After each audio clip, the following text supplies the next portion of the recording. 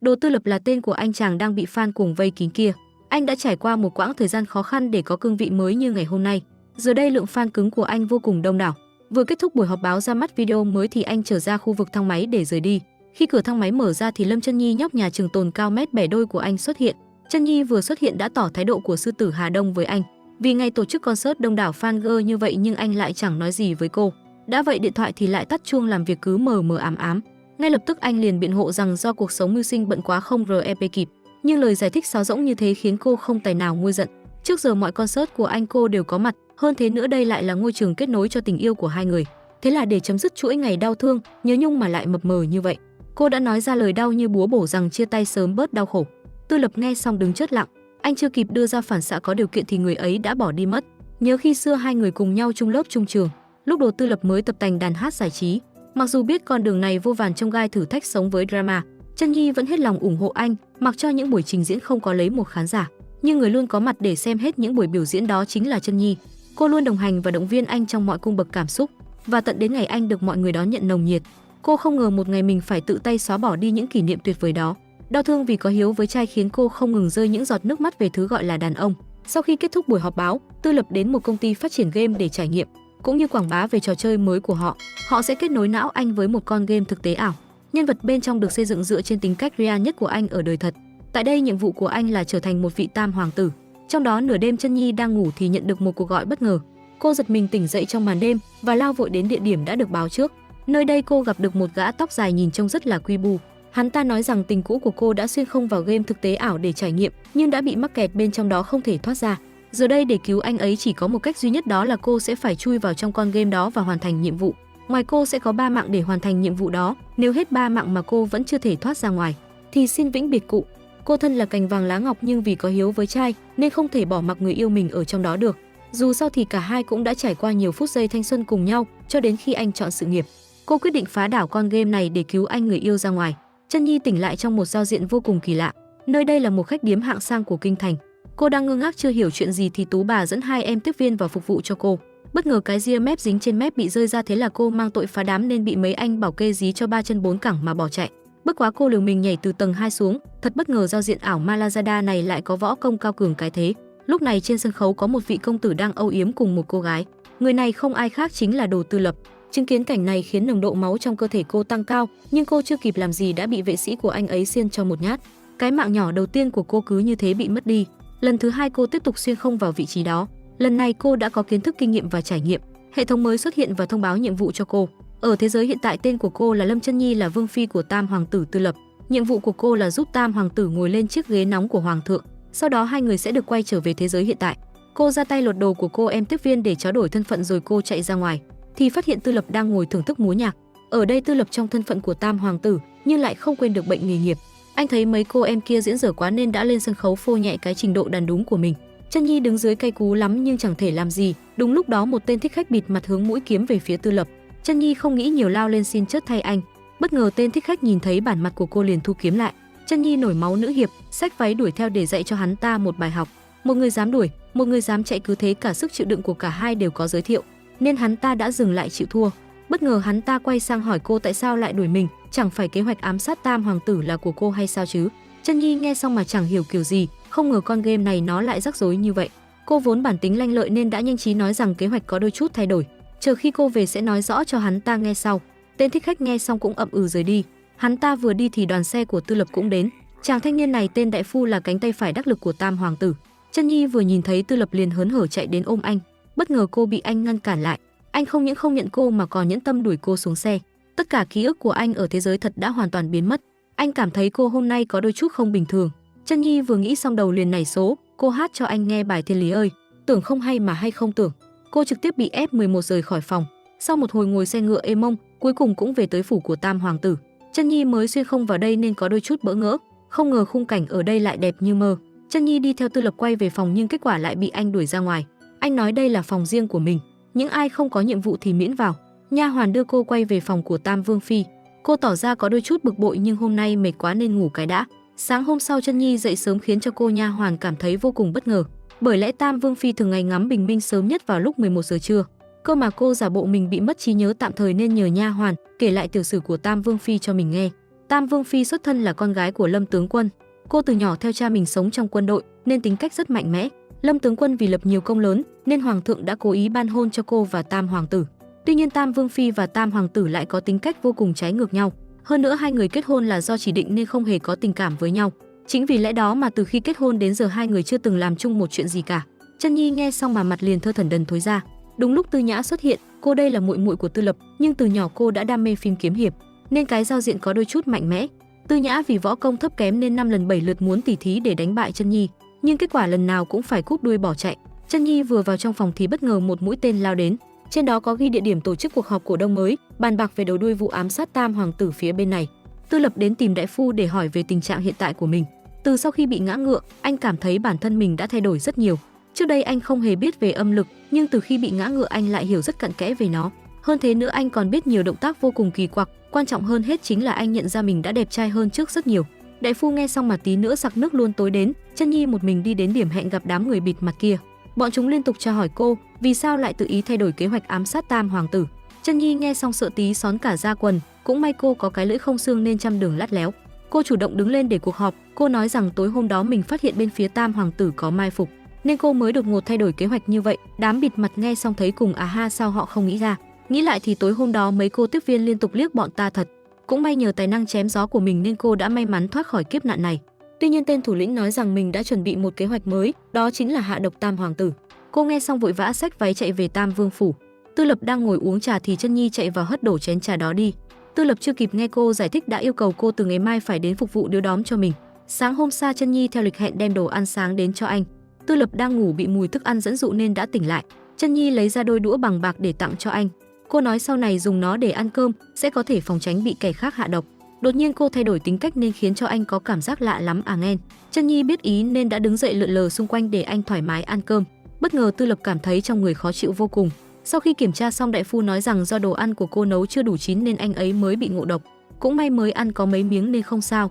Chân Nhi nghe xong thì tỏ ra vô cùng ân hận. Tư Lập cảm thấy Chân Nhi dạo này thay đổi một cách lạ thường. Không phải cô ấy thấy ta đẹp trai nên yêu ta rồi đấy chứ? Đại phu nghe thì cũng hạn hán lời. Bởi người đẹp không đáng sợ, mà sợ nhất là người ảo tưởng mình đẹp. Tối đến Chân Nhi tự tay sắc thuốc mang đến cho Tư Lập. Hai người đang cùng nhau uống thuốc vui vẻ thì Tư Nhã xuất hiện. Tư Nhã đến thông báo cho Tư Lập một chuyện quan trọng, ngày mai phụ hoàng hồi cung nên cho gọi các huynh đệ đến cùng đánh chén. Ngay sáng hôm sau, Tư Lập cùng Chân Nhi sửa soạn thay đồ vào cung thỉnh an hoàng thượng. Hai người nhanh chóng chọn một vị trí để hạ mông ngồi đối diện. Bọn họ là hai vợ chồng nhà Nhị hoàng tử. Chân Nhi vừa nhìn thấy Nhị hoàng tử liền nhận ra hắn ta chính là tên bịt mặt hôm trước. Cô đang ngẩn ngơ suy nghĩ thì hoàng thượng giá đáo. Hoàng thượng tuy có đôi chút vội vã nhưng không thiếu trạng thái uy nghiêm, thanh niên nghiêm túc của mình.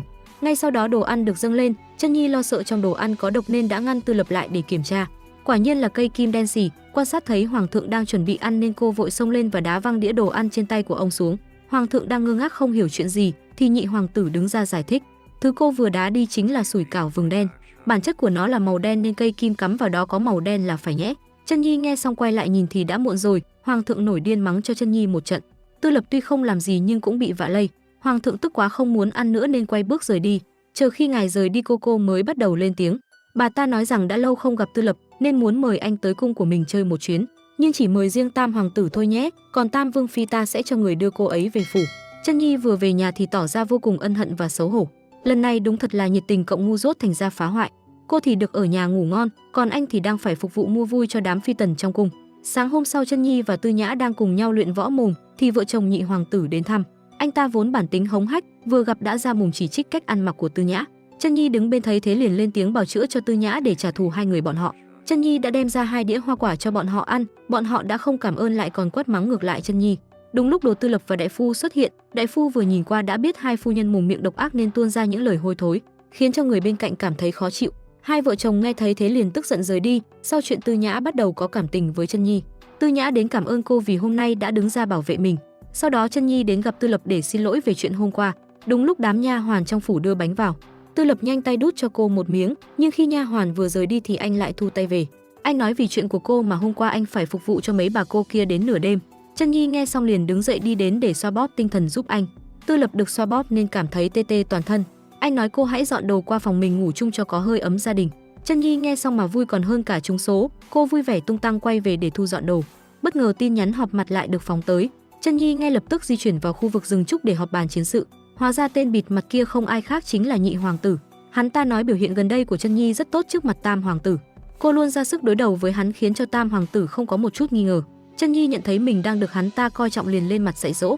Hoàng thượng hiện đang ở kinh thành nên chuyện ám sát này tạm thời dừng lại. Khi nào có biến cô sẽ thông báo lại sau. Tối đến Tư Lập đang ngồi đọc sách thì Chân Nhi dọn đồ qua. Anh đây một good boy chính hiệu, trai tơ trong trắng nên tỏ ra có đôi chút bối rối. Chân Nhi thấy thế liền bắt đầu tấn công cô, nói mình sợ ma nên đã vác chăn đến phía sau lưng anh để ngủ.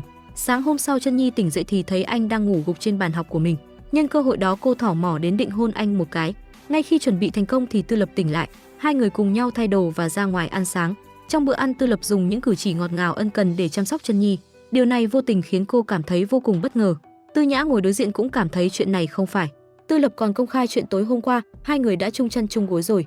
Tư Nhã nghe xong thì rùng mình, còn Chân Nhi thì tỏ ra ngượng ngùng xấu hổ. Sau khi dùng bữa xong Tư Lập vội chạy đến tìm đại phu. Anh nói cho đại phu biết những hành động gần đây của mình đều là giả. Bởi lẽ hôm qua cô nói muốn anh phế bỏ Vương phi để lấy công chúa Hán Nguyệt Quốc. Trong Tam Vương phủ có nội gián nên chuyện của hai người cô đã biết hết.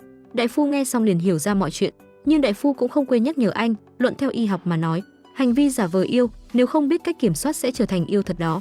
Ngày hôm sau mọi người cùng vào cung để tham gia buổi lễ cầu hồn. Hoàng thượng luôn tin rằng sau khi làm lễ tiên đế sẽ hiện lên, sau đó ngài sẽ nhập thể vào con rối kia để tiên đoán vận mệnh sắp tới cho đất nước. Chân Nhi vừa nghe xong đầu liền nhảy số, nhân lúc hỗn loạn cô xách váy chạy đi. Ngay sau đó Tiên Hoàng bắt đầu hiển linh, gã quốc sư thấy vậy vội cầu xin Tiên Hoàng chỉ giúp người kế vị tiếp theo của Hoàng thượng. Tiên Hoàng nghe xong vội phóng xuống để chỉ, nhân cơ hội đó nhị hoàng tử đã ra chân đẩy ông em mình ra để giành lấy lời tiên đoán.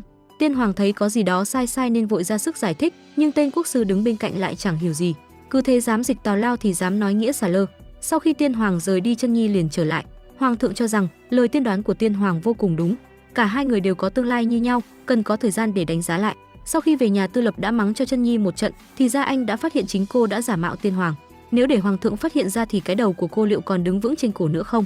Tư Lập cho rằng con người của cô từ đầu đến cuối đều vì đam mê quyền lực mà làm ra tất cả mọi chuyện như vậy. Anh chưa kịp nghe cô giải thích đã đuổi cô ra ngoài. Chân Nhi nghe xong buồn bã ấm ức dọn đồ rời đi. Chân Nhi vừa rời đi thì đại phu đến. Đại phu cho rằng nếu anh đã giả vờ yêu thì đâu cần tức giận như vậy. Còn nếu đã tức giận như vậy thì không phải là giả vờ yêu nữa rồi. Chân Nhi buồn bã quay về phòng, bất ngờ cô phát hiện chiếc điện thoại nhỏ của mình. Sẵn tâm trạng đang chán như con rắn nên cô bật nhạc lên để quẩy. Đúng lúc đó tên gia đình vào thông báo cô cho truyền Tam Vương phi vào cung gặp mặt. Chân Nhi nghe xong vội vã sửa soạn lên đồ vào cung.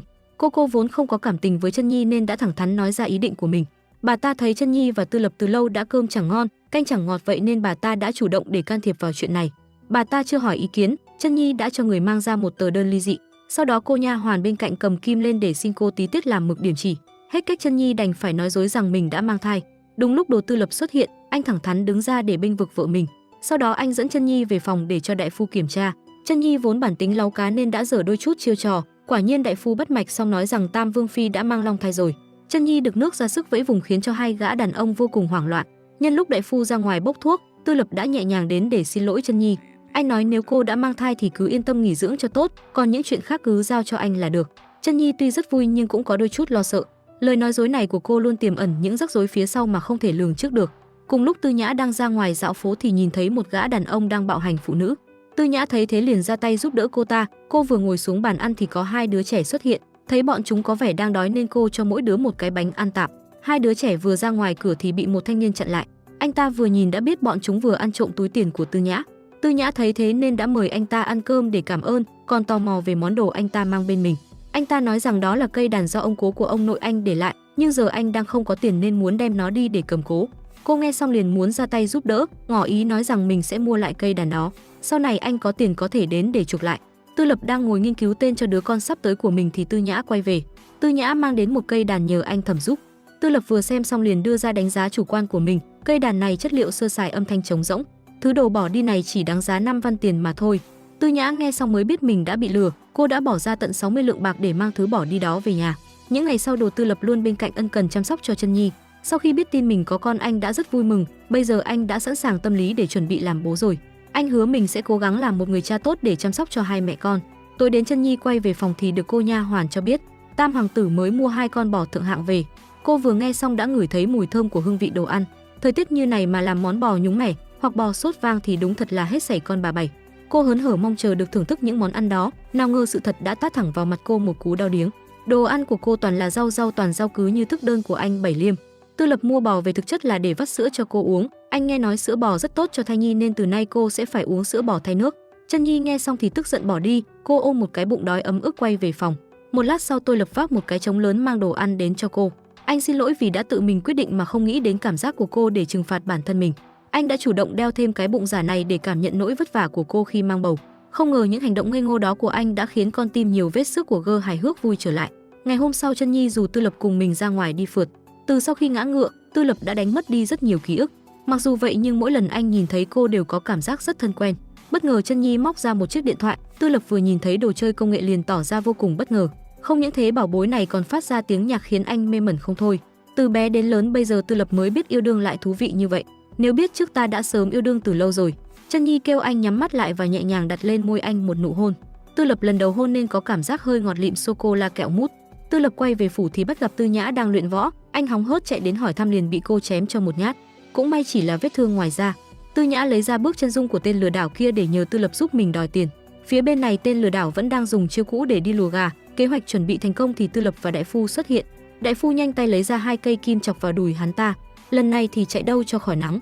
Tư Lập trực tiếp vạch trần thủ đoạn lừa đảo của hắn ta cho vị cô nương kia biết và nhờ cô ấy đến trước quan phủ làm chứng để vạch trần tội danh của hắn ta.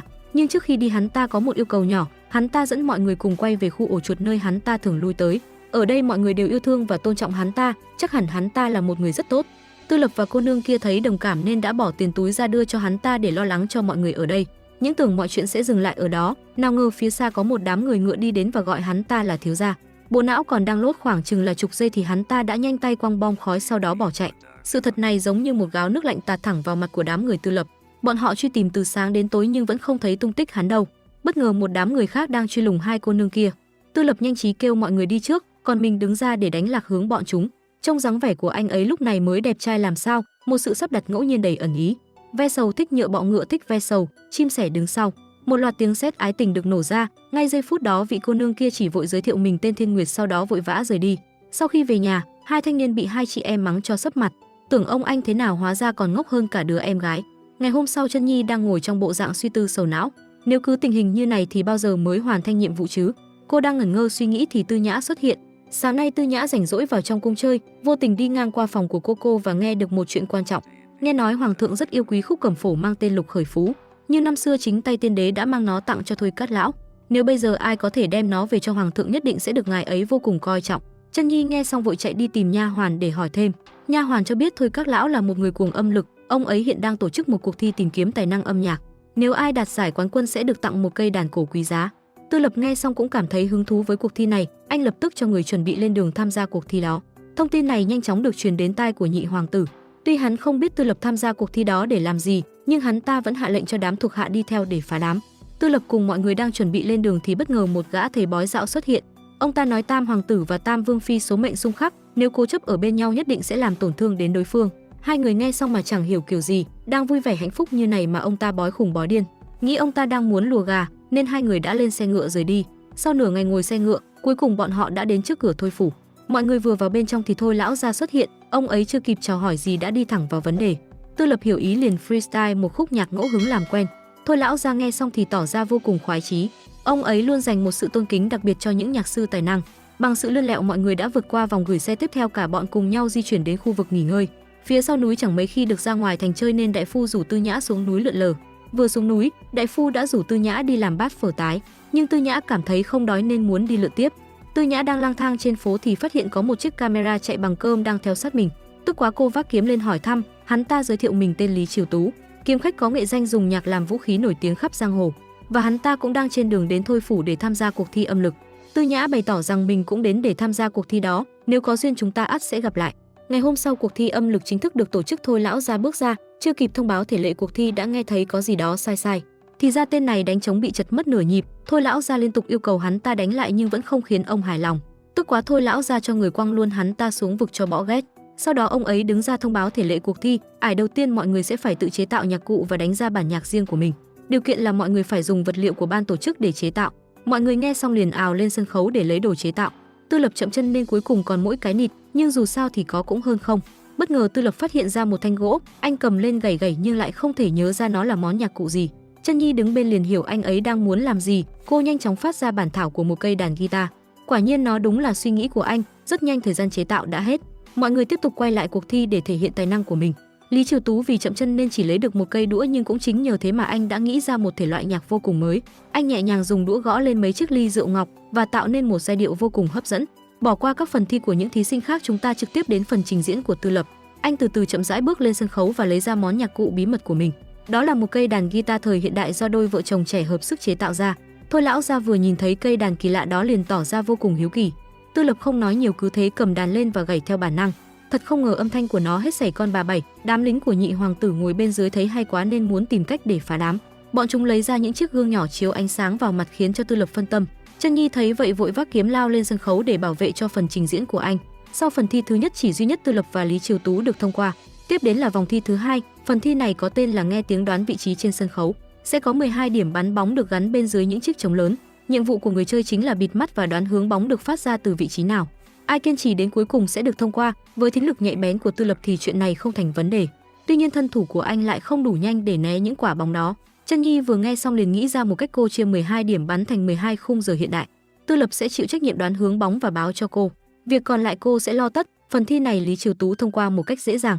Đến lượt đôi vợ chồng trẻ ra trận, hai người nhẹ nhàng hòa vũ điệu vào con beat toàn trống của ban tổ chức. Đám người xấu bên dưới thấy vậy liền nghĩ cách để phá đám. Bọn chúng lấy ra một cây ám khí và bắn về phía hai người.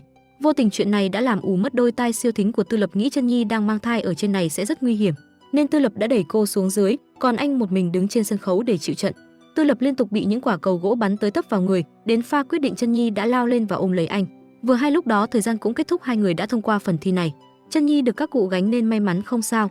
Mọi người đang cùng nhau nói chuyện thì lão quản gia đến để thông báo về quy tắc của phần thi thứ ba. Phần này quy tắc tưởng không dễ mà lại dễ không tưởng. Chỉ cần đội nào chơi nhạc khiến Thôi lão gia cảm động rớt nước mắt sẽ giành chiến thắng. Tối đến hai chị em dâu cùng nhau đột nhập vào phòng của Tư lão gia để tìm kiếm nhạc phổ. Sau một hồi hí hoáy tìm kiếm mà không có kết quả, Tư Nhã định bụng rời đi thì vô tình đụng mặt tên lừa đảo ngoài cửa. Tư Nhã lần trước bị hắn ta lừa nên vẫn cay cú.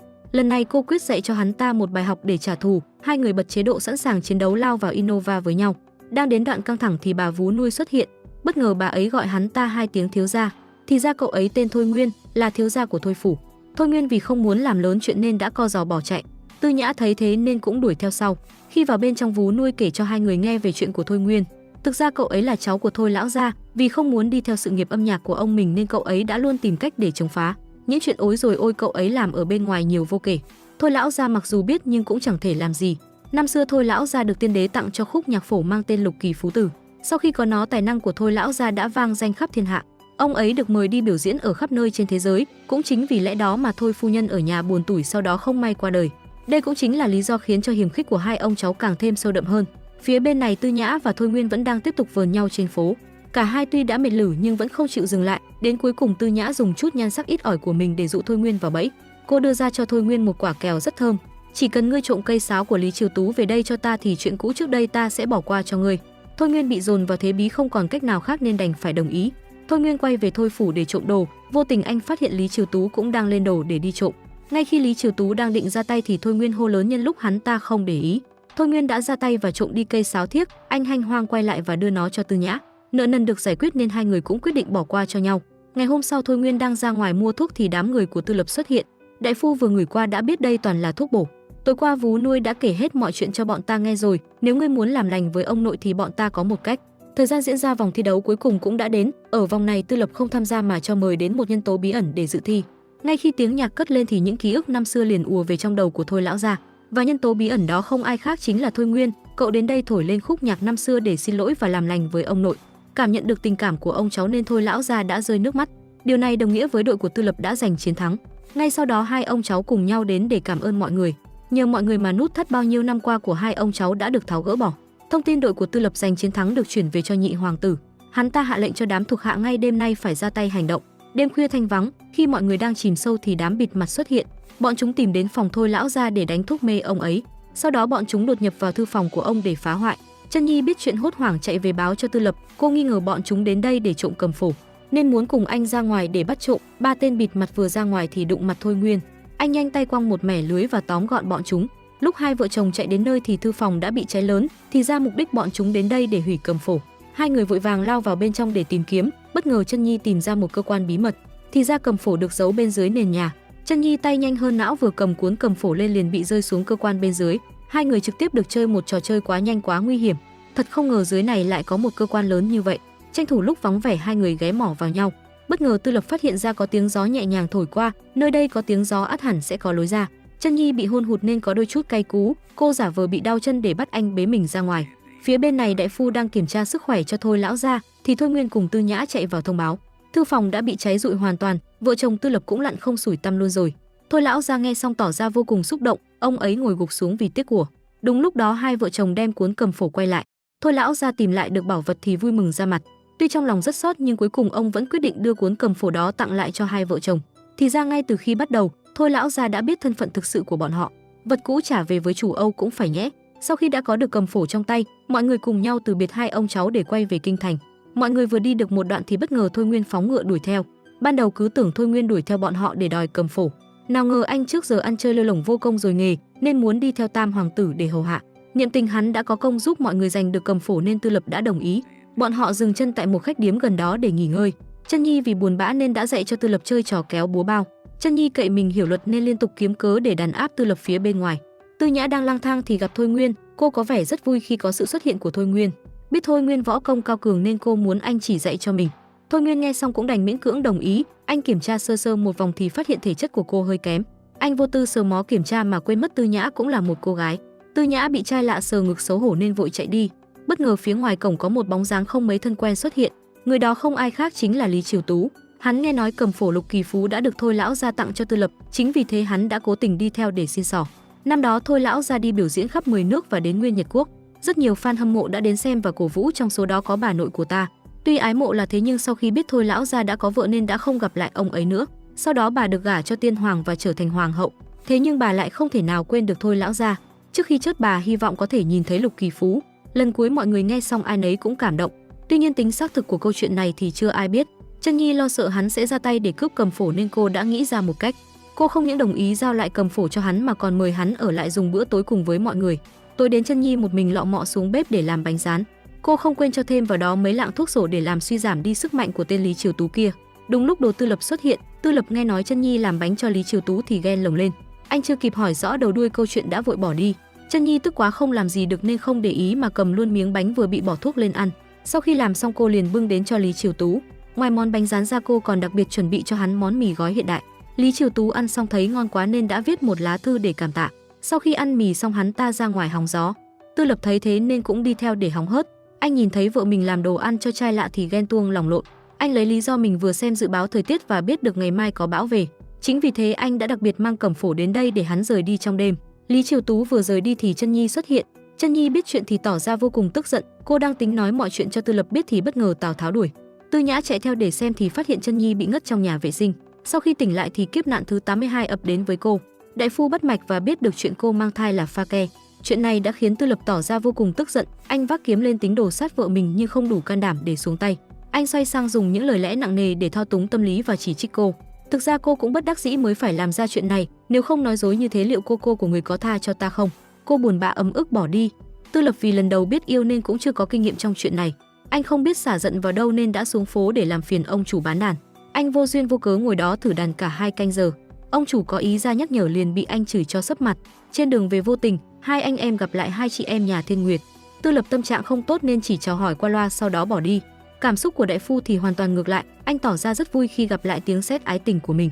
Nhưng cơ hội đó đại phu lấy ra một túi thơm để tặng cho cô, nhưng thật không ngờ cô ấy lại từ chối tấm chân tình của anh. Hai thanh niên thất tình cùng nhau lên núi để hét lớn để cắt đôi nỗi sầu. Đại phu lần đầu tặng quà cho gái bị từ chối nên cảm thấy thế giới màu hồng đã sụp đổ. Anh điên cuồng nhổ cỏ dại lên và tống vào mồm để nhai. Tư Lập thấy tình hình có vẻ không ổn nên đã đứng dậy rời đi. Tư Lập vừa xuống núi thì bắt gặp Chân Nhi đang lang thang trên phố. Chân Nhi vừa nhìn thấy Tư Lập liền cảm thấy đói bụng, cô tính mua một bắp ngô luộc nhưng lại không mang theo tiền. Tư Lập đứng bên nhanh trí móc ra túi tiền của mình để trả. Sau đó anh cầm lấy bắp ngô và quay lưng rời đi. Lúc này người đàn ông mới bộc bạch mà nói rằng mình là bố đơn thân thực sự nuôi con một mình rất vất vả. Tư Lập vừa nghe đến nhạc mắt liền sáng lên. Đúng lúc đó Chân Nhi và đại phu đi ra. Sẵn đang giận dỗi Tư Lập lại phải chứng kiến cảnh này khiến Chân Nhi càng nóng mắt hơn. Thiên Nguyệt không hiểu chuyện gì nhưng vẫn vui vẻ cười nói, ngày mai là đại hội thả hoa đăng trên núi. Thiên Nguyệt muốn rủ Tư Lập và mọi người đi cùng cho vui vẻ. Đúng lúc Tư Nhã và Thôi Nguyên đi qua nghe thấy nên cũng muốn đi cùng. Chân Nhi vừa quay về phòng thì nhận được lời nhắn của Tư Lập. Tối đến mọi người cùng nhau lên núi để tham gia lễ hội thả đèn hoa đăng. Ai cũng có đôi có cặp, cứ như thế vui vẻ cùng nhau viết lên ước nguyện của riêng mình. Chân Nhi vì vẫn còn giận Tư Lập nên đã đi thả đèn một mình. Cô viết lên đó hai chữ về nhà, sau đó ngẩn ngơ ngồi khóc. Tư Lập thấy thế nên đã nghĩ ra một trò để xin lỗi cô. Anh viết lời xin lỗi lên rất nhiều chiếc đèn và thả trôi đến trước mặt cô, kèm theo đó là một bắp ngô nướng để thể hiện lòng thành. Cứ thế mỹ nữ sa vào lòng nam nhân rất cảm lạnh. Ngày hôm sau, ba tên đại ngốc quay về nhận tội với nhị hoàng tử. Tuy nhiệm vụ lần này thất bại, nhưng tên thị vệ đã phát hiện ra một bí mật động trời. Nhị hoàng tử nghe xong liền tức tốc khởi hành vào kinh gặp hoàng thượng. Hắn ta đến để tố cáo em trai mình thông địch phản quốc. Tư Lập cùng mọi người đang trên đường xuống núi thì bất ngờ tên đại thần dẫn binh lính đến bao vây. Hắn ta nói Cẩm Phổ vốn là bảo vật quốc gia nhưng lại bị Tư Lập đem tặng cho hoàng tử của Nguyên Nhật quốc. Đây là tội thông đồng phản quốc, cần phải áp giải về để điều tra. Chân Nhi thấy chuyện này có gì đó sai sai nên quyết định đi theo để xem xét tình hình. Rất nhanh hai người được áp giải về để đối chất trước mặt hoàng thượng. Tư Lập chưa kịp nói gì thì Chân Nhi đã đứng ra nhận tội. Cô thừa nhận việc mình mang Cẩm Phổ lục khởi phú đưa cho hoàng tử của Nguyên Nhật quốc, nhưng đó chỉ là cho mượn thôi, hắn ta hứa 10 ngày sau sẽ mang trả lại nguyên vẹn. Trong khi Tư Lập còn đang ngơ ngác chưa hiểu chuyện gì thì Chân Nhi tiếp tục lấy ra lá thư của Lý Triều Tú để lại. Hoàng thượng vừa nhìn thấy ấn chương của Nguyên Nhật quốc liền tin những lời nói của Chân Nhi là sự thật. Nhị hoàng tử đứng bên thấy Chân Nhi đang muốn lật kèo liền đứng ra ý kiến. Nếu Tam Vương phi đã nói vậy, chi bằng chúng ta hãy chờ thêm 10 ngày nữa xem tình hình thế nào. Tuy nhiên trong thời gian đó cần nhốt cô ta vào đại lao để tránh giở trò. Hoàng thượng bản tính ba phải vừa nghe xong liền cần phôm. Tư Lập quay về trong bộ dạng bất lực. Bây giờ chỉ còn một cách duy nhất là nhanh chóng tìm được Lý Triều Tú. Vừa hay Thôi Nguyên có rất nhiều anh em thân thiết trong giang hồ, nếu nhờ bọn họ giúp một tay chắc là không khó. Tư Lập nghe xong liền tức tốc khởi hành đến Nguyên Nhật quốc. Sau một ngày chạy ngựa ròng rã, cuối cùng bọn họ cũng đến nơi. Thôi Nguyên rút ra cây pháo tín hiệu và bắn lên trời, chưa đến 1 phút 30 giây. Đám tai mắt giang hồ đã xuất hiện, bọn chúng vừa nghe xong đề bài liền đưa ra đáp án. Theo lời của bọn chúng thì Lý Triều Tú bước vào lâu trà nhưng vẫn chưa thấy ra. Ba thanh niên nghe xong liền đến đó để hỏi thăm chủ quán, nghe nói bọn họ muốn đến đây để tìm người liền tỏ ra như không biết gì cả. Bất ngờ đại phu nâng chén tiêu sầu và phát hiện bên trong đó có độc. Ngay lập tức đại phu gục xuống sủi bọt mép. Đám người trong quán cũng nhanh chóng phép thuật Winds Enchantix biến hình. Tưởng có 1-2 tên thì Thôi Nguyên còn gọi là va chạm được, chứ nhiều như này thì anh cũng đành thôi. Thôi Nguyên nhanh trí huýt sáo gọi mấy anh em giang hồ đến giúp đỡ. Nhân lúc hỗn loạn, Tư Lập chạy lên lầu để cứu người. Anh đạp cửa xông vào thì phát hiện Lý Triều Tú đang bị trói ở đây. Anh không để ý chạy đến liền bị tên sát thủ chém cho một nhát, mỗi đao mỗi kiếm của hắn dường như muốn lấy mạng của anh. Trong lúc ngàn cân treo sợi lông nách thì bất ngờ Thôi Nguyên xuất hiện. Thôi Nguyên nhanh chóng hạ gục hắn ta và cứu hai người ra ngoài. Lý Triều Tú mơ hồ tỉnh lại mà không hiểu chuyện gì, bây giờ không có thời gian để giải thích, ta chỉ nói ngắn gọn thôi nhé. Chân Nhi đang gặp nguy hiểm, cần ngươi ra tay giúp đỡ. Bên phía nhà lao Chân Nhi được đám cai ngục dành cho một sự chăm sóc vô cùng đặc biệt. Ở đây có đủ các thể loại cực hình cho cô thỏa sức lựa chọn. Nhị hoàng tử biết cô đang phân vân nên đến để tư vấn. Hắn ta nói chỉ cần ngày mai trước mặt hoàng thượng cô đổ hết tội danh lên đầu của Tư Lập, như thế hắn sẽ có cách để cứu cô ra ngoài. Chân Nhi nghe xong cũng ậm ừ mà đồng ý. Nhị hoàng tử vừa rời đi thì tên quản ngục đi đến, hắn ta mang đến một tờ khai giả mạo và yêu cầu cô điểm chỉ vào. Chân Nhi vừa nhìn thấy nội dung bên trong liền trực tiếp dùng miệng để hủy nó đi. Hắn ta tức quá cho lính của mình tiếp tục hành hạ cô.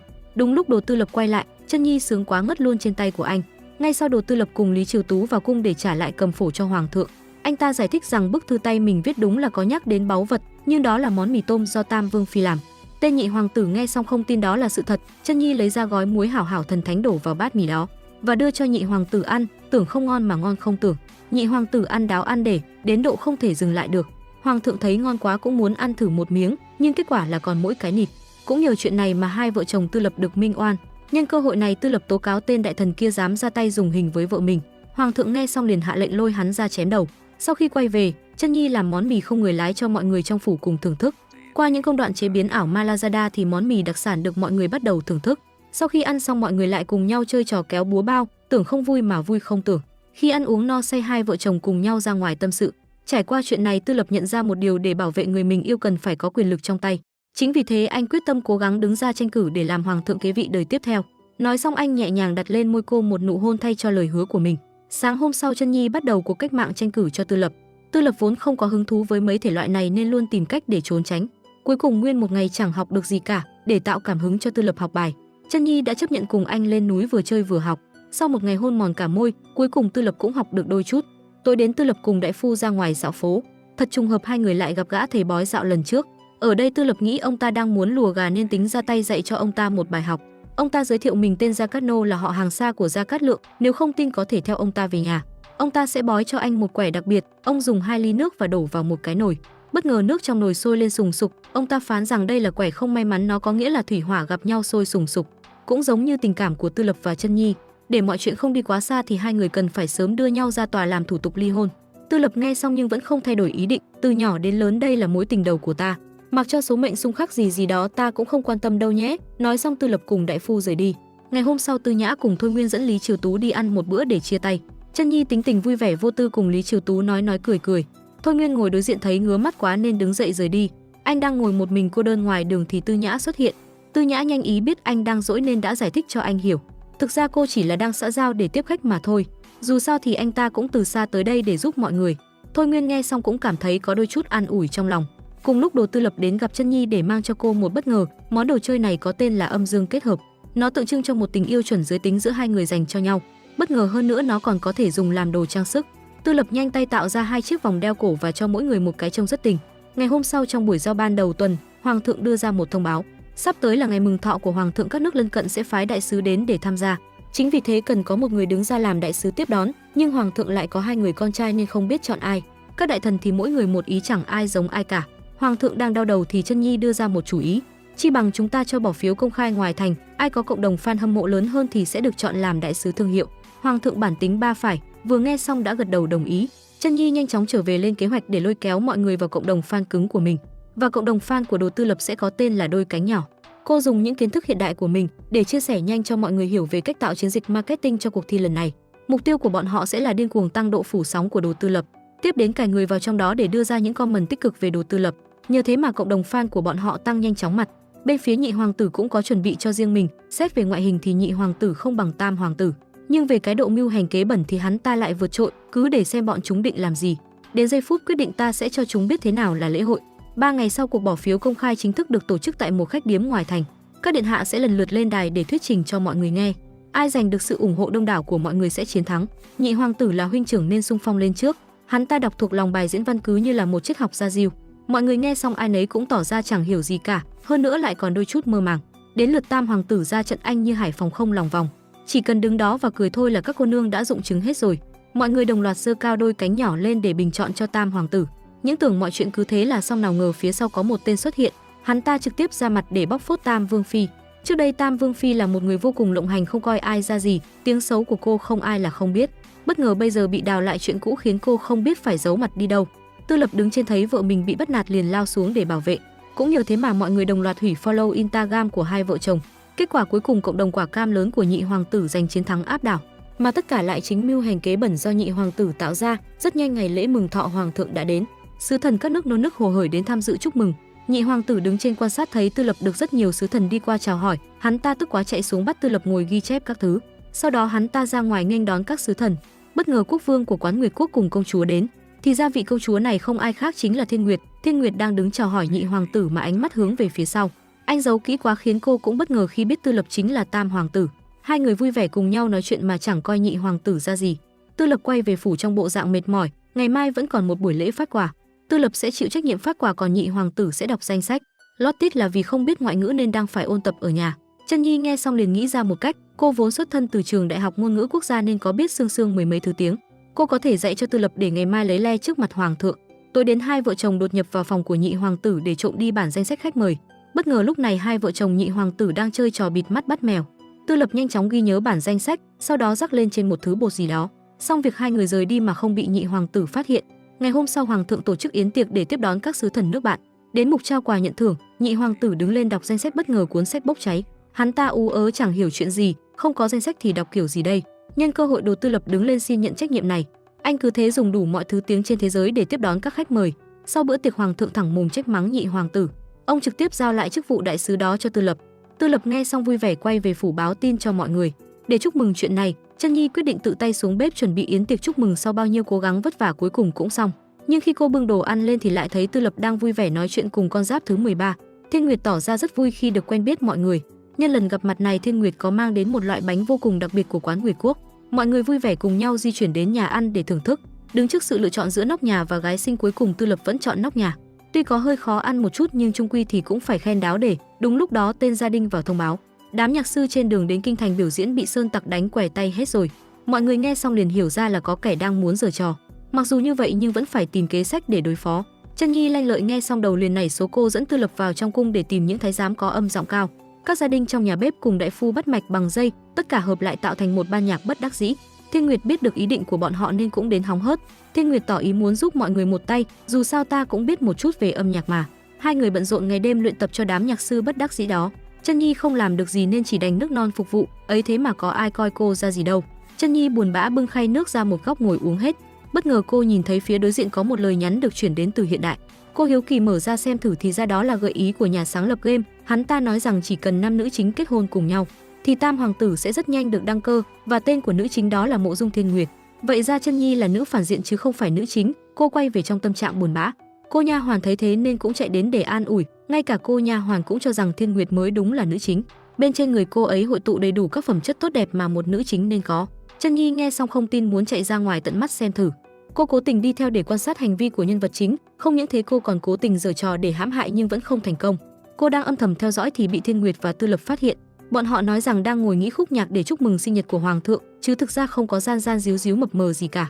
Chân Nhi vừa nghe xong liền hát đại bài Thiên Lý ơi. Sau đó cô quay mông bỏ đi. Tư Lập quay về trong bộ dạng khó hiểu, anh cảm thấy gần đây Chân Nhi luôn buồn bực vu vơ không có lý do, cần tìm ra một cách nào đó để giúp cô ấy thay đổi tâm trạng. Cùng lúc đó Chân Nhi đến tìm Gia Cát Nô để giải đáp những nghi hoặc trong lòng. Gia Cát Nô lấy ra chiếc gương thần của Bạch Tuyết để cô hỏi chuyện, thì ra chỉ cần cô vun vén cho hai người họ thì nhiệm vụ này sẽ thành công. Mặc dù biết là như vậy nhưng cô lại không đành lòng dâng hiến người yêu mình cho kẻ khác. Chân Nhi buồn bã quay về phủ thì Tư Lập xuất hiện. Tư Lập thấy Chân Nhi có vẻ đang buồn nên muốn đến để an ủi, nhưng Chân Nhi nói mình không sao nên Tư Lập cũng quay người rời đi rất dứt khoát, không động tác thừa. Ngày hôm sau trong lúc nói chuyện, Tư Lập thông báo cho mọi người một tin nóng hổi vừa thổi vừa nghe.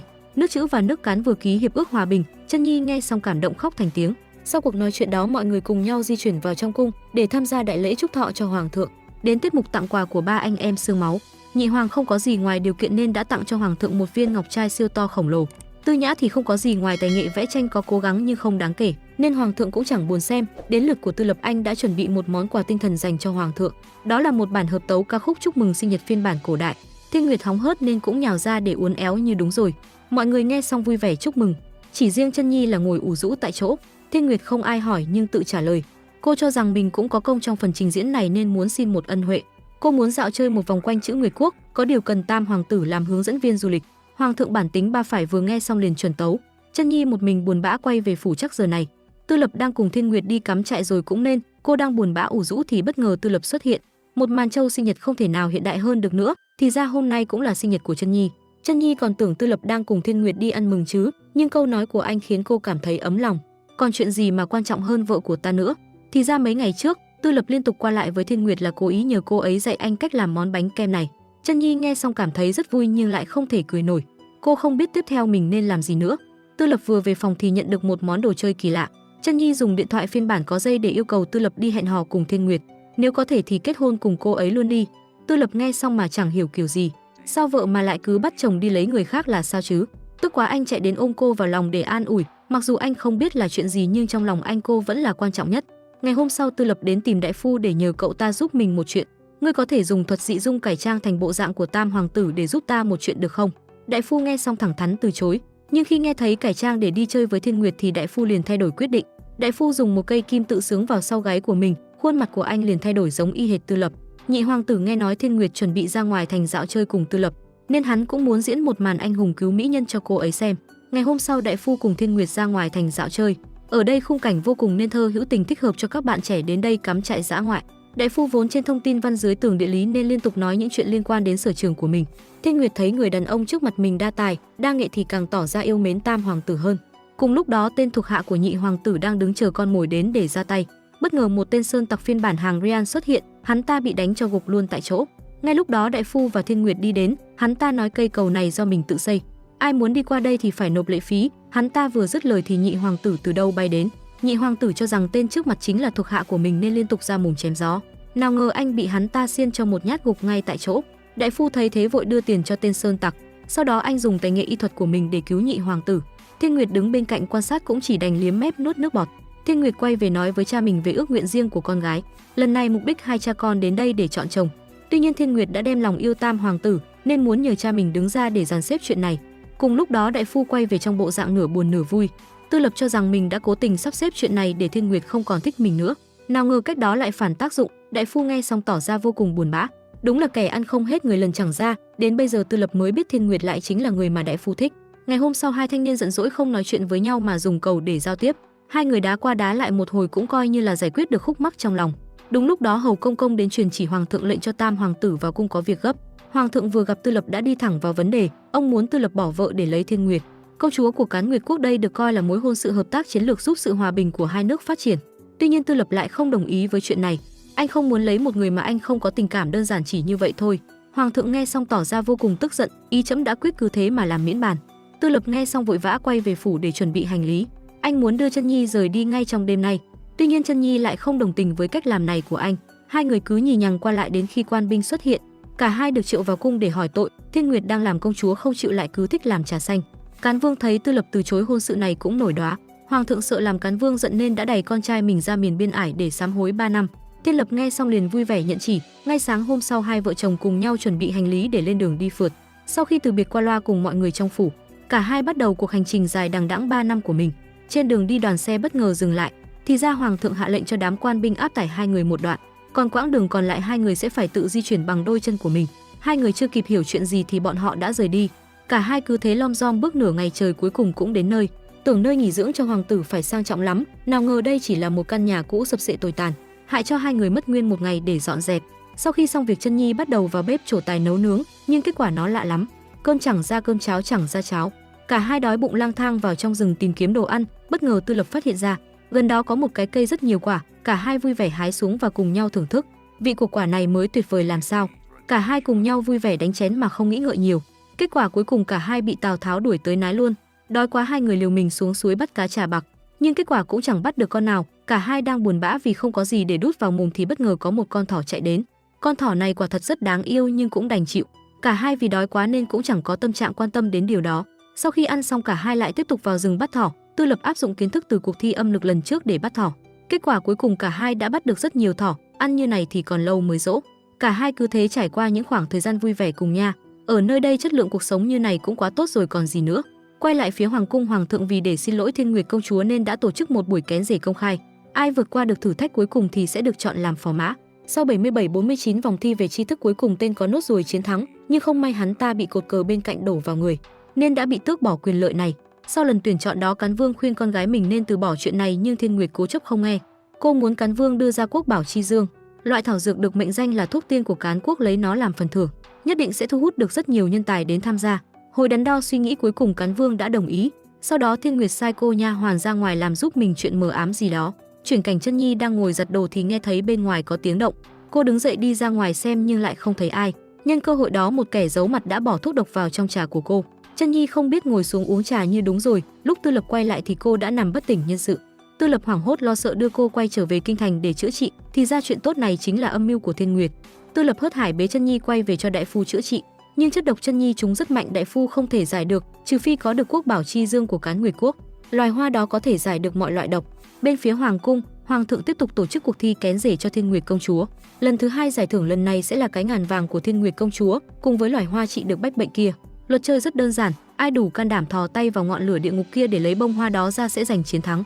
Đám công tử bên dưới nghe xong ai nấy đều run sợ không dám tham gia. Đúng lúc Đồ Tư Lập xuất hiện, thì ra cuộc thi này chủ đích là để ép buộc anh ấy phải tham gia bằng mọi giá. Cô ta muốn mình trở thành con giáp thứ 13. Tư Lập đồng ý tham gia đồng nghĩa với việc anh sẽ phải miễn cưỡng nhận lấy cái ngàn vàng của Thiên Nguyệt. Tuy nhiên lúc này Tư Lập không còn suy nghĩ được nhiều như thế, anh thẳng tay nhổ bông hoa đó lên, sau đó quay người lướt đi. Tư Lập vội vã mang đóa hoa đó quay về để cứu Chân Nhi. Thiên Nguyệt mặt dày đến gặp Tư Lập để thăm dò tình hình. Tuy nhiên lúc này Tư Lập đang rất mệt, không có hứng thú để bàn đến chuyện cưới, xin anh nói với cô ta hãy về trước đi, khi nào anh có hứng thì cưới sau.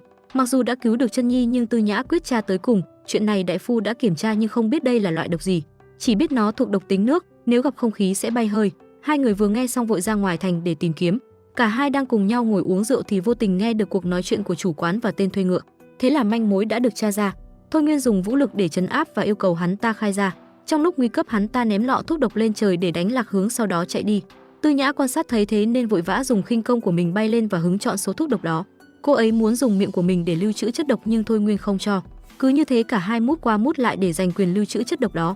Sau khi hôn đến cạn cả nỗi nhớ, cuối cùng cả hai đã thành công vận chuyển chất độc về cho đại phu kiểm tra. Cùng lúc đó Chân Nhi sau nhiều ngày hôn mê cũng đã tỉnh lại. Tư Lập vì không muốn giấu nên đã kể cho cô nghe tất cả mọi chuyện. Chân Nhi nghe xong tỏ ra vô cùng buồn bã, chẳng có nhẽ cô phải tận mắt chứng kiến chồng mình đi lấy kẻ khác hay sao? Tối đến Thôi Nguyên và Tư Nhã cùng nhau ra ngoài nói chuyện. Cả hai cho rằng bản thân vì bảo vệ chất độc nên mới làm như vậy, nhưng Tư Nhã cảm thấy có gì đó sai sai. Chỉ là bảo vệ chất độc thôi mà sao? Ngươi phải lè lưỡi ra làm gì? Sau một đêm không ngủ, cuối cùng đại phu đã tra ra được nguồn gốc của chất độc đó. Anh một mình vào cung gặp Thiên Nguyệt để nói chuyện, đại phu không lòng vòng đi thẳng vào vấn đề. Anh nói những chuyện cô làm anh đã biết hết rồi, nếu cô muốn giấu nhẹm chuyện này thì tốt nhất nên từ bỏ ý định làm con giáp thứ 13 đi. Đại phu dùng những lời lẽ chân tình để khuyên Thiên Nguyệt, nhưng cô ta vẫn cố chấp không nghe. Tức quá anh quay người bỏ đi. Mọi người đang cùng nhau ngồi uống trà thì Tư Nhã chạy về thông báo Thiên Nguyệt công chúa chủ động hủy hôn, rồi cô ấy nói mình không muốn làm con giáp thứ 13 nữa. Nghe có hơi vô lý nhưng lại vô cùng thuyết phục. Đại phu cũng giữ nguyên lời hứa là không nói chuyện đó cho ai biết. Bên phía hoàng cung trưởng công chúa sau khi biết tin hôn sự của Tư Lập bị hủy, liền đổ hết tội lên đầu Chân Nhi. Bà ta cho rằng cần phải làm gì đó để dạy cho Chân Nhi một bài học. Ngay hôm sau, Chân Nhi được gọi đến tàng thư các để chép nữ điều. Trưởng công chúa có lệnh khi nào chép đủ 100 bản mới được về. Dù sao bà ta cũng là em gái của hoàng thượng nên Chân Nhi cũng không còn cách nào khác. Cô ngồi cặm cụi từ sáng đến tối, cuối cùng cũng chép xong 100 cuốn đó. Nhưng trước khi ra về, tên Mã Công Công đã kể cho cô nghe truyền thuyết về những nữ ma đầu bị thất sủng ở chốn hoàng cung này. Chân Nhi nghe xong thì cảm thấy rất sợ nhưng vẫn quyết định đi về. Cô lò dò cầm cây đèn chậm rãi bước đi trong hoàng cung rộng lớn, bất ngờ có bóng dáng ai đó nhẹ nhàng vụt qua nơi đây. Bỗng chốc cô cảm thấy lạnh sống lưng, cô hốt hoảng quăng đèn bỏ chạy. Ngay lúc đó một chuyện ảo ma Canada xảy ra, chỉ số hoảng sợ của cô đạt đỉnh điểm đã triệu hồi Tư Lập đến đây. Tư Lập chưa kịp hiểu chuyện gì đã bị dọa cho xón cả da quần. Thì ra đó là người chứ không phải ma, cô ấy là An Vương phi bị hoàng thượng thất sủng nên bị nhốt vào lãnh cung. Sau đó An Vương phi dẫn hai người về tẩm cung của mình để chào hỏi mọi người. Nhìn sơ qua thì nơi này khá là u ám, những người ở đây cũng vô cùng kỳ dị. Bọn họ tất cả đều là những nữ nhân bị thất sủng và đày đến đây. Trong số những người ở đây chỉ duy nhất An Vương phi là người bình thường, còn lại những người khác đều đã bị điên vì u uất. Biết lãnh cung là nơi thiếu thốn đủ thứ nên hai vợ chồng đã chuẩn bị một ít nhu yếu phẩm mang đến cho bọn họ.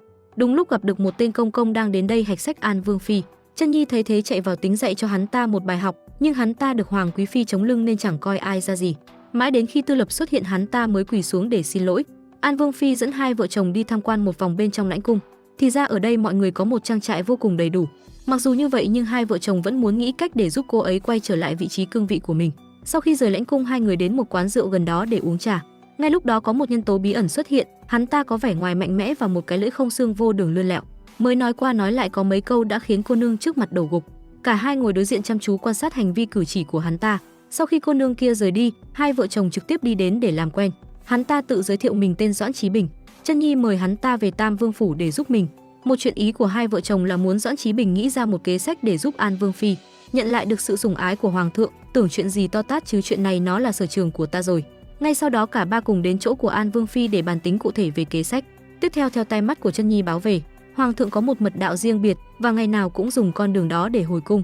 Lúc người đàn ông mệt mỏi nhất cũng là lúc họ yếu đuối nhất. Chỉ cần chúng ta chọn đúng thời điểm thích hợp để ra tay, trong một tuần nhất định sẽ có kết quả. Kế hoạch cụ thể là An Vương phi sẽ cầm sáo đứng trên đoạn đường hoàng thượng hồi cung để giả vờ thôi, còn người thổi thật sự sẽ là Tư Lập. Quả nhiên trên đường về, hoàng thượng nhìn thấy An Vương phi đứng đó, miệng lắp bắp giống như đang thổi sáo, nhưng khúc nhạc đó có đôi chút ma mị khiến cho hoàng thượng cảm thấy vô cùng hoảng sợ. Mọi chuyện lặp đi lặp lại như thế liên tiếp 6 ngày, đến ngày thứ 7 mọi người không ra đó nữa mà ở nhà chờ đợi. Quả nhiên không lâu sau đó Hầu Công Công vác thánh chỉ đến. Hoàng thượng có chỉ khôi phục lại tước vị cho An quý phi, chuyển về An Vương phủ để sinh sống. Tuy không biết lý do là gì nhưng dù sao mọi chuyện cũng coi như là đã thành công. Tư Lập quay về phủ kiểm tra thân thế của Doãn Chí Bình. Thôi Nguyên cho biết đã dò la khắp nơi nhưng không thu hoạch được nhiều, chỉ biết hắn ta vừa vào thành không lâu. Cả tay nải đồ của hắn cũng chẳng có gì, ngoài một miếng lệnh bài đã vỡ, trên đó có viết một chữ chân. Ngay sau đó Tư Lập đột nhập vào phòng của Chân Nhi để tìm kiếm gì đó. Sau một hồi moi móc lục lọi, cuối cùng anh cũng tìm thấy mảnh còn lại. Đúng lúc đó Chân Nhi quay về phòng, anh nhanh trí nói mình đến đây để tạo công ăn việc làm cho cô. Sau khi ghép hai mảnh đó vào quả nhiên là một cặp. Ngay sau đó Tư Lập cho gọi Chân Nhi và Doãn Chí Bình đến để làm rõ chuyện này. Anh muốn hai người giải thích rõ ràng về nguồn gốc xuất xứ của tấm lệnh bài đó. Chân Nhi còn không biết mình có cái lệnh bài đó thì giải thích kiểu gì. Bất ngờ Doãn Chí Bình lên tiếng, hắn ta nói trước đây mình và Chân Nhi là quan hệ vợ chồng. Năm hắn vừa lên 8 tuổi thì mồ côi cả cha lẫn mẹ, cũng may lúc đó có Chân Nhi đứng ra bầu bạn cùng. Kể từ đó hai đứa trẻ thường xuyên qua lại chơi đùa với nhau. Trò chơi yêu thích nhất của bọn chúng là trò gia đình. Cả hai cứ thế trao cho nhau lời hẹn ước trăm năm. Tư Lập nghe xong trực tiếp nổi đoá, nhưng dù sao cũng phải cảm ơn hắn ta một câu cho phải nhẽ. Doãn Chí Bình biết Chân Nhi đã có bến đỗ bình yên nên cũng yên tâm rời đi. Doãn Chí Bình vừa rời đi thì hai vợ chồng liền ra mồm cãi nhau. Chân Nhi vốn thấp cổ bé họng không cãi lại Tư Lập nên đã bỏ đi. Chân Nhi buồn bã vào cung chơi cùng An Vương phi, bất ngờ cô phát hiện ở đây có rất nhiều quà. Đúng lúc tâm trạng cô đang không vui nên có thể dùng nó để xả stress. Chân Nhi điên cuồng ngấu nghiến mở tất cả những hộp quà đó ra, bất ngờ một trong số những hộp quà đó có vấn đề. Chân Nhi cứ thế gục luôn tại chỗ. Tư Lập nghe tin hốt hoảng chạy đến xem tình hình. Anh ngồi xuống sờ mó qua loa một chút thì biết ngay là Chân Nhi đang giở trò. Anh tỏ ra vô cùng tức giận vì trò đùa hại tim của cô. Tư Lập tính quay người bỏ đi thì An Quý Phi lên tiếng. Cô nói chuyện đùa này là thật và chuyện ám sát cũng là thật. Tư Lập nghe xong có đôi chút lo lắng nhưng cái tôi của bản thân quá lớn nên nhất thời anh chưa thể thoát ra được. Tên đại thần đi theo thấy thế vội lên tiếng để nói đỡ. Gần đây điện hạ đọc rất nhiều sách phá án, chi bằng để ngài ấy giúp chúng ta phá vụ án này đi. Tuy có đôi chút lượng gạo nhưng cuối cùng Chân Nhi vẫn phải đồng ý. Tư Lập phát hiện mảnh giấy còn sót lại là giấy thục, một trong những loại giấy thượng hạng chỉ trong cung mới có. Những thứ như này đều được ghi chép trong Thượng Cung Cục, chỉ cần đến đó kiểm tra sẽ biết ngay. Nói là làm, ba người cùng nhau đến Thượng Cung Cục để điều tra. Có điều để vào trong đó cần có ý chỉ của hoàng thượng. Chân Nhi nghe xong liền nghĩ ra một cách, cô tiến đến trước cửa Thượng Cung Cục để xin phép cô nha hoàn, nhưng cô ta nhất quyết không cho cô vào. Chân Nhi bất lực đang định rời đi thì phát hiện ra bí mật của cô ta. Thì ra cô ta là fan cứng của Tam hoàng tử, biết được điều này nên Chân Nhi đã quay lại. Nhờ Tư Lập ra tay giúp Đồ Tư Lập dùng nhan sắc của mình tiến đến để mê hoặc cô nha hoàn. Nhân cơ hội đó Chân Nhi lẻn vào bên trong để trộm đi bản ghi chép. Một lát sau Chân Nhi đi ra cùng bản ghi chép trên tay. Tư Lập thấy thế nên cũng vội vã rời đi. Sau khi kiểm tra Chân Nhi phát hiện có một đối tượng tình nghi là Chu Công Công của Hoàng Quý Phi.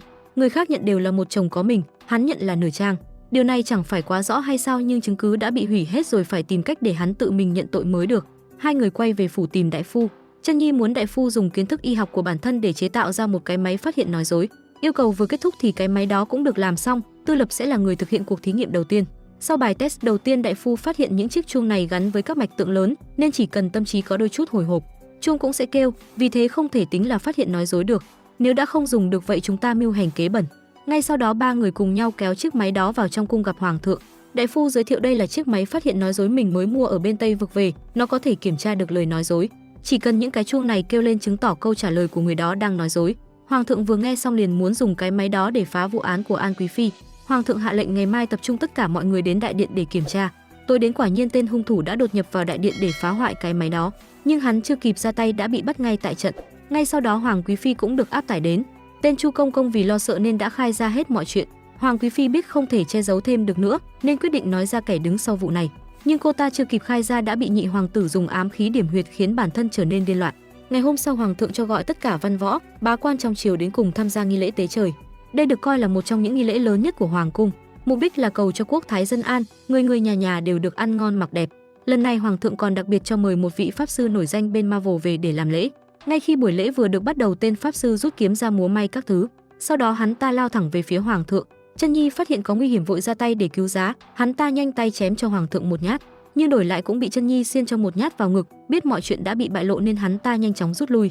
Hoàng thượng vì khâu chớt nên tỏ ra vô cùng tức giận, ông lệnh cho Tam hoàng tử điều tra rõ vụ án này, nhất định phải bắt được tên thích khách và xẻ thịt hắn cho cá sấu ăn.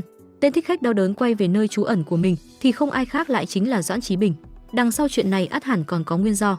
Chân Nhi đang lang thang dạo phố thì bất ngờ Gia Cát Nô xuất hiện. Ông ta nói lần này mình đến không phải để xem bói. Hai người cùng nhau quay về chỗ của Gia Cát Nô để nói chuyện.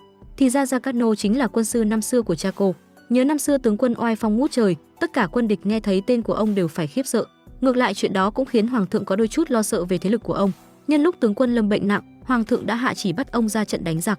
Cũng vì chuyện đó mà tướng quân đã một đi không trở lại.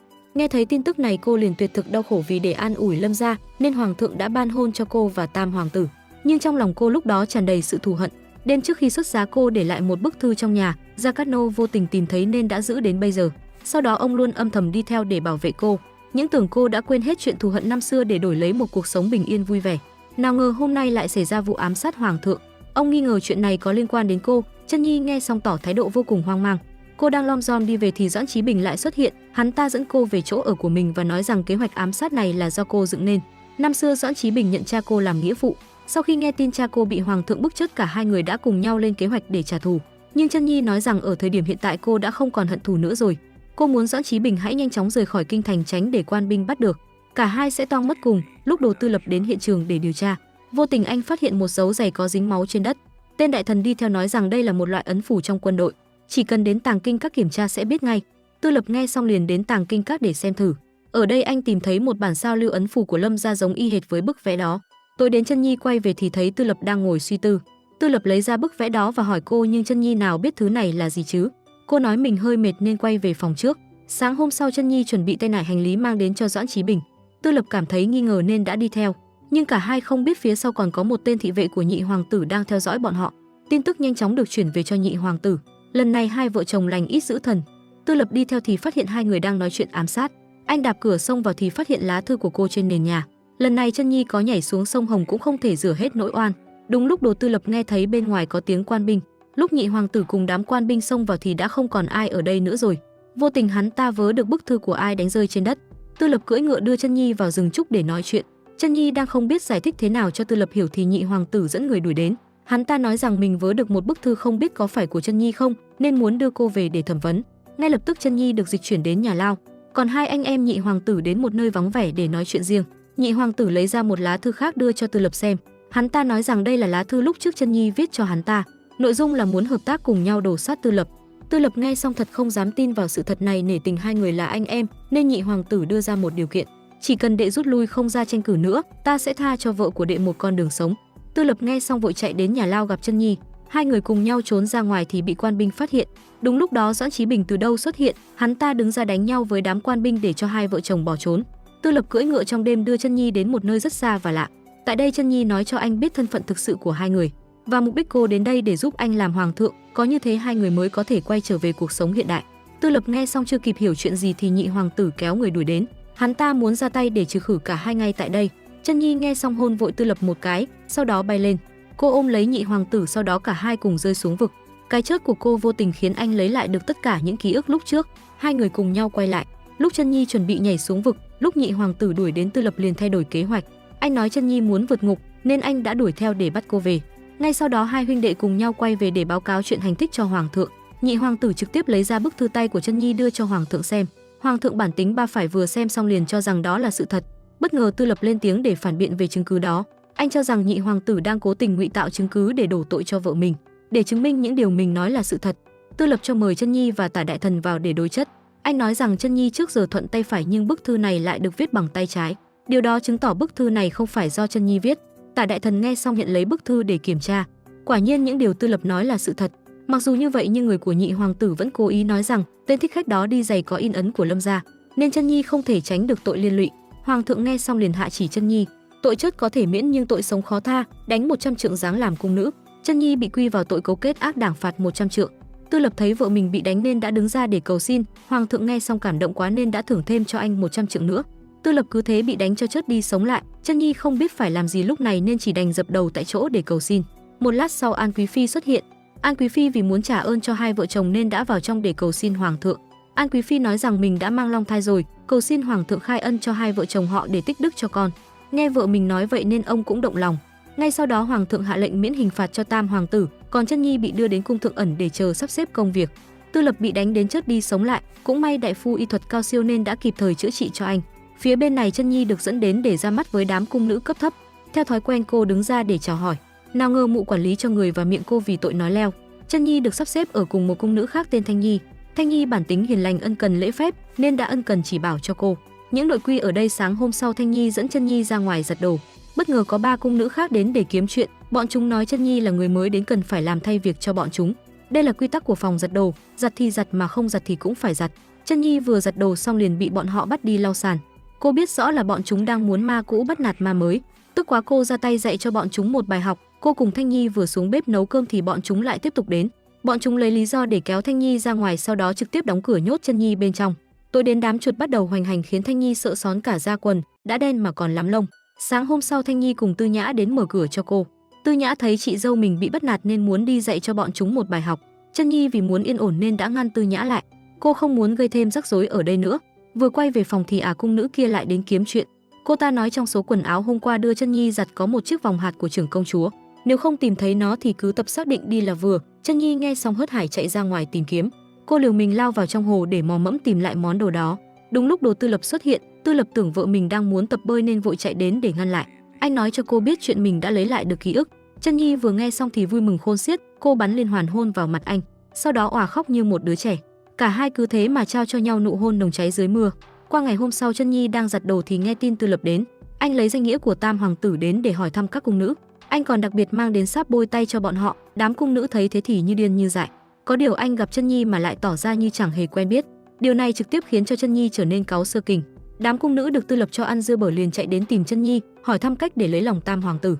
Phút trước đầu Chân Nhi bỗng nảy số, tất cả những thông tin liên quan đến Tam hoàng tử đều được cô đưa ra để đấu giá. Ai trả giá cao hơn sẽ được nhận những thông tin đó. Người cao tay là người ở đâu cũng nhìn ra cách kiếm tiền. Lịch giặt đồ của Chân Nhi đã được bọn họ bao trọn hết cả năm rồi.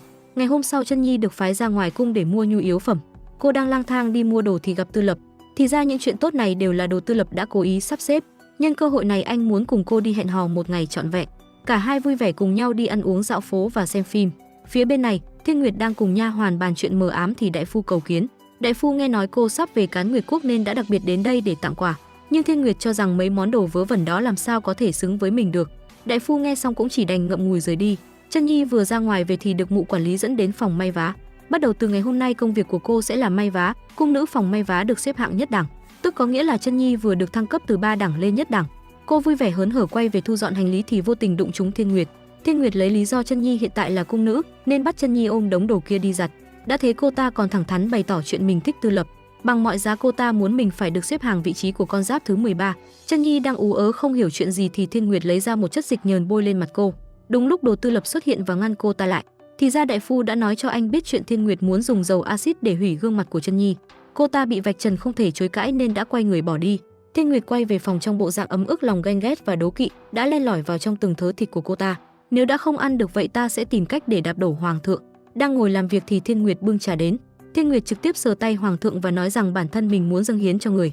Hoàng thượng tự nhiên được quả thơm rơi trúng vào mồm nên tội gì mà không nhận. Ngay lập tức Thiên Nguyệt được sắc phong làm Nguyệt quý phi và Chân Nhi đặc biệt được yêu cầu đến để hầu hạ cho cô ta.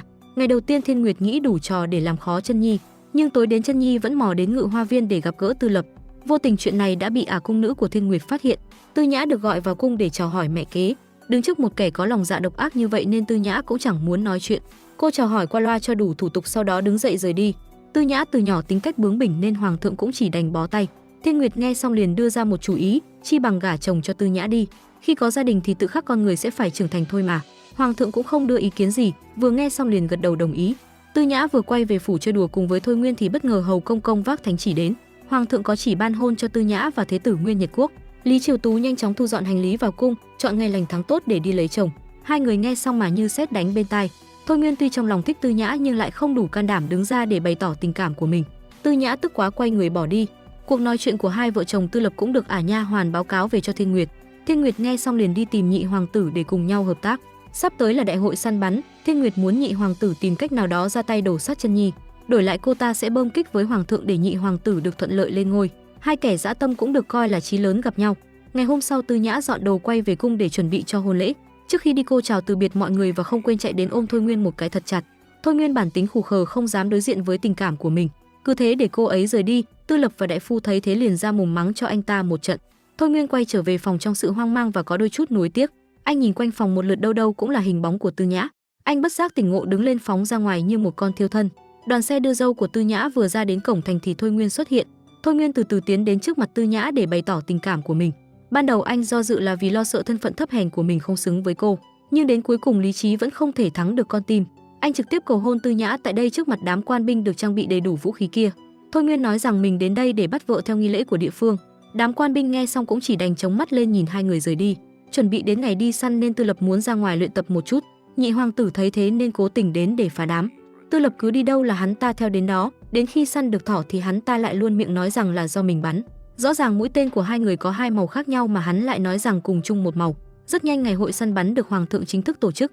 Trước khi bắt đầu Thiên Nguyệt yêu cầu Chân Nhi ra suối lấy nước giúp mình. Tư Lập nhân cơ hội đó nên đã cưỡi ngựa chạy theo để hú hí cùng cô. Hai người đang vui vẻ nói chuyện thì một đám sát thủ xuất hiện. Tư Lập liều mình đi đến tát cho mỗi đứa một cái sau đó chạy đi. Nhưng thật không ngờ người bọn chúng nhắm đến là Chân Nhi chứ không phải anh. Bạn chúng tự giới thiệu mình là người của Phục Hổ Đường, bọn chúng nhận lệnh đến đây để đổ sát cô. Chân Nhi nghe xong không một chút mảy may lo lắng, cô một mình ra tay đánh lại 3 tên sát thủ đó. Tư Lập vừa quay lại liền bị bọn chúng đánh cho te tua. Đang trong lúc nguy cấp thì Thôi Nguyên xuất hiện. Thôi Nguyên luyện võ từ nhỏ nhưng chưa có cơ hội để thực hành. May mắn hôm nay gặp được 3 tên sát thủ nên cũng muốn chơi đùa với bọn chúng một chút. Sau khi giải quyết xong đám sát thủ, Thôi Nguyên dẫn hai người đến một nơi an toàn. Thì ra trên đường cùng Tư Nhã bỏ trốn. Thôi Nguyên vô tình biết được âm mưu của nhị hoàng tử và Phục Hổ Đường. Cũng may anh kịp thời quay lại ứng cứu. Tư Lập cũng bày tỏ rằng mình mới phát hiện ra nhị hoàng tử bị mù màu. Theo khoa học mà nói thì đây là một bệnh di truyền. Nói cách khác thì nhị hoàng tử không phải là con ruột của hoàng thượng. Thôi Nguyên đứng bên cạnh nghe hai người nói chuyện mà chẳng hiểu kiểu gì. Để chứng minh chuyện này, hai người quay về gặp nhị hoàng tử để test thử. Chân Nhi chịu trách nhiệm đánh lạc hướng nhị hoàng tử. Nhân cơ hội Đồ Tư Lập ra tay tráo đổi chiếc mũ màu đỏ của hắn ta. Nhị hoàng tử quả thật bị mù màu, hắn ta đội lên chiếc mũ màu xanh, sau đó ra ngoài nói chuyện cùng đám thị vệ. Đám thị vệ tuy biết đó là mũ xanh nhưng lại không dám nói, đã thế còn hết lời khen ngợi khiến hắn ta càng thêm huênh hoang cao ngạo. Nhị hoàng tử vừa quay vào trong thì Vương phi chạy đến, cô ta giật chiếc mũ trên đầu hắn và vứt xuống đất. Rõ ràng ta mua cho chàng chiếc mũ màu đỏ sao không đội?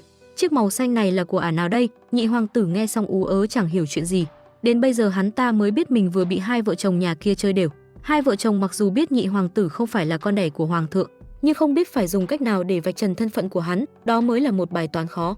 Một lát sau, hoàng thượng cho gọi hai vị hoàng tử đến để bàn chuyện. Ông ta nói nơi này đã rất lâu rồi không có mưa, đám động vật trong rừng cũng vì thế mà ngày càng giảm sút. Tư Lập vừa nghe xong liền đưa ra một chủ ý, chi bằng ba bố con mình cùng nhau dùng máu để làm lễ tế trời. Thần linh cảm nhận được lòng thành của chúng ta chắc chắn sẽ cho mưa xuống. Hoàng thượng vừa nghe xong liền gật đầu đồng ý. Nhị hoàng tử nghe xong có đôi chút lo sợ. Hắn ta quay về mà lòng nóng như búa bổ, lo sợ có kẻ đã phát hiện ra thân phận của mình, nên hắn ta quyết định hành động ngay trong đêm nay. Nhị hoàng tử cho triệu tập 500 anh em của Phục Hổ Đường đến để tấn công doanh trại của hoàng thượng. Rất nhanh thế cục đã được hắn ta kiểm soát trong tay. Hoàng thượng đang ôm vợ ngủ cũng bị lôi ra ngoài chịu trói. Hắn ta đang vui vẻ đắc chí thì bất ngờ Tư Lập dẫn quân đến cứu. Hai bên cứ lao vào combat này lửa không một chút thương tiếc. Bên đội của Tư Lập sở hữu toàn tướng 5 tiền 2 sao nên có đôi chút nhỉnh hơn về đội hình. Nhân lúc hỗn loạn, Tư Lập đã ra tay để cứu lấy hoàng thượng và Thiên Nguyệt. Nhị hoàng tử thấy thế cũng chạy đến để ngăn cản. Cũng may Chân Nhi có đôi chút võ công nên cũng có thể miễn cưỡng cầm chân hắn ta lại. Tư Lập thấy vợ mình bị đánh thức quá cầm cây gậy gỗ lên, anh tiến đến và liên tục phang vào đầu hắn ta. Nhị hoàng tử cứ thế bị Tư Lập gõ cho xịt cả máu đầu. Đúng lúc đó một loạt bom khói gây mê được kích hoạt, tất cả mọi người nhanh chóng gục xuống vì phê pha. Sáng hôm sau mọi người tỉnh lại trong bộ dạng xích lại gần nhau. Thì ra hắn ta đã sớm có chuẩn bị phương án 2, hắn ta nói nếu mọi người đồng ý đầu hàng sẽ được tha mạng. Tuy nhiên hoàng thượng, Tư Lập và Chân Nhi sẽ phải chết. Trước khi ra tay hắn ta không ngại mà công khai thân phận thực sự của mình cho hoàng thượng, biết ngay cả chuyện hợp tác cùng với Nguyệt Quý phi để đổ sát Chân Nhi. Hắn ta cũng khai luôn. Hoàng thượng nghe xong tức đến xịt khói đầu luôn. Kết thúc phần thi vấn đáp, tiếp đến là phần thực hành. Hắn ta lôi Chân Nhi ra để làm phẫu thuật. Ngay lúc lưỡi đao chuẩn bị hạ xuống thì một mũi tên từ đâu lao đến. Thì ra Tư Nhã dẫn 500 anh em áo trắng đến để giải nguy. Đám áo đen tối qua mới đánh trận nên sức lực đã bị suy yếu đi nhiều. Nhân cơ hội đó đội của Tư Nhã thừa thắng xông lên. Thôi Nguyên sau một đêm ngủ ngon đã hồi phục hoàn toàn, anh nhanh chóng ra tay và khống chế được nhị hoàng tử. Biết nhị hoàng tử sẽ thắc mắc về chuyện này nên Tư Lập đã nói cho hắn nghe về kế hoạch lúc trước của mình. Trước khi nổ ra trận đánh tối hôm qua, Tư Lập đã kịp thời cho người báo tin cho Tư Nhã. Cũng nhờ vậy mà thế cục mới được xoay chuyển, nhưng nhị hoàng tử không chấp nhận thua cuộc như vậy. Hắn vùng lên cướp lấy thanh đao và lao về phía hoàng thượng. Trong tình thế cấp bách, hoàng thượng đã lấy Thiên Nguyệt ra làm bia đỡ đạn cho mình. Biết không thể thoát khỏi tội này nên hắn đã ra tay tự quyết định số phận của mình. Ngay sau khi quay về hoàng cung, hoàng thượng hạ chỉ đem hai vương phi nhốt vào lãnh cung, còn tên đại thần phản bội thì lôi ra ngoài trảm. Chân Nhi cũng nhờ chuyện này mà được khôi phục lại thân phận của mình. Bằng một cách nào đó mà Tư Nhã cũng đã thuyết phục được Lý Triều Tú hủy hôn. Bây giờ hoàng thượng còn duy nhất Tư Lập là con trai, chính vì thế ngôi vị thái tử sớm muộn cũng sẽ thuộc về anh mà thôi. Còn về phần Thiên Nguyệt, sau chuyện đó cũng đã bị hoàng thượng phế bỏ thân phận và đuổi khỏi cung. Thiên Nguyệt bị đâm ở ngực nhưng lại bị thương ở não. Sau chuyện đó cô ta trở nên điên loạn, đám nô tài thấy thế nên tập trung đến để bắt cô ta lại. Đúng lúc đó đại phu xuất hiện, đại phu phụng lệnh Tam hoàng tử đến đón Thiên Nguyệt về Tam vương phủ để chữa trị. Trải qua nhiều ngày chữa trị nhưng bệnh tình của Thiên Nguyệt vẫn chưa khỏi. Chính vì thế đại phu quyết định đưa cô ấy quay về quán Nguyệt Quốc để điều trị tiếp. Còn Thôi Nguyên thì kiếm cớ rủ Tư Nhã ra ngoài chơi. Sau đó anh dẫn Tư Nhã về nhà để giới thiệu với ông nội. Tư Nhã vì lần đầu ra mắt nhà người yêu nên có đôi chút hồi hộp. Hai người vừa vào trong thì phát hiện đại gia đình đã chờ sẵn ở đây. Tư Nhã vì muốn tỏ ra mình là một nữ nhân chính hiệu nên đã cố tình diễn. Đứng trước cây đàn cổ của Thôi lão gia, Tư Nhã gãy một cái là bay hết. Cô xấu hổ đứng dậy thừa nhận tất cả những khuyết điểm của bản thân, sau đó quay người bỏ đi. Thôi Nguyên thấy vậy vội đuổi theo để an ủi cô. Anh nói rằng cô hãy là chính mình là được, không cần phải cố gắng thay đổi bản thân làm gì cả. Bởi vì anh và gia đình là yêu mến con người thật của cô chứ không phải những tiểu tiết đó. Tư Nhã nghe xong mà như chút bỏ được gánh nặng trong lòng. Phía bên này hai vợ chồng Tư Lập đang vờn nhau trong sân thì công công chạy đến báo tin. Hoàng thượng có lệnh cho triệu Tam hoàng tử vào cung gấp. Hoàng thượng sau khi biết nhị hoàng tử không phải con trai mình thì tâm trạng trở nên buồn rầu u uất. Chính vì thế đã sinh ra tâm bệnh không thể chữa khỏi. Hoàng thượng mới cho gọi Tư Lập vào cung để bàn giao công việc. Tư Lập vừa đến, hoàng thượng đã đưa ra quyết định của mình. Ông lệnh cho quốc sư chọn ngày lành tháng tốt để cho Tư Lập đăng cai. Quốc sư nghe xong liền có câu trả lời, qua 77-49 ngày nữa là vào thứ 6 ngày 13 đăng cai. Vào ngày đó nhất định sẽ được các cụ phù hộ. Hoàng thượng nghe xong lập tức đồng ý. Tư Lập buồn bã quay về thông báo tin này cho Chân Nhi. Cô nghe xong thì vui mừng khôn xiết, vậy là chúng ta sắp được về nhà rồi. Thông tin hai người chuẩn bị đăng cơ nhanh chóng được cập nhật. Trên hệ thống game của gã tóc dài, hắn ta tỏ ra vô cùng vui sướng vì điều đó.